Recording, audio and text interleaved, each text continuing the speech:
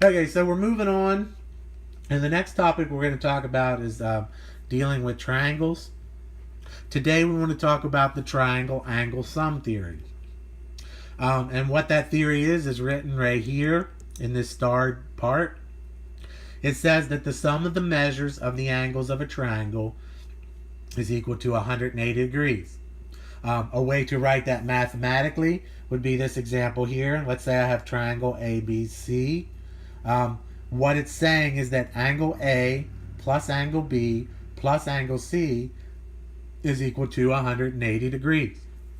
All right, so that's sort of a simple little theorem, but we can use it now. If we know the measures of two angles inside of a triangle, we can use that theorem to find the third angle, just like in these two examples here. So let's look at this first example. I've got a triangle here. I've got 114 and 32, and I want to find the value of x. So using the triangle angle sum theorem, I can say that x plus 114 plus 32 should add up to be 180 degrees. All right? So now it just becomes a game of solving this little tiny equation. You want to combine these like terms first. So my x will stay the same. 114 plus 32, that's going to be plus 1. That'll be 46. And that's equal to 180.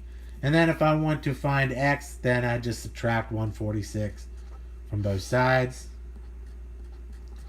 So my measure of that third angle is 180 minus 46, and that's equal to 34. So my measure of my x for that angle is 34, and that's my angle. Take a second and try the second one and see what you come up with.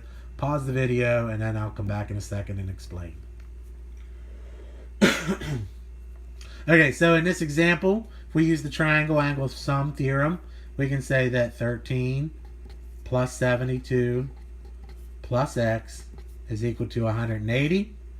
If you add those two together, you get 85 plus x is equal to 180. And then to solve for x, then you basically take 185 and subtract it from both sides. So x is equal to 95 degrees. All right, you don't necessarily have to write it out in equation form.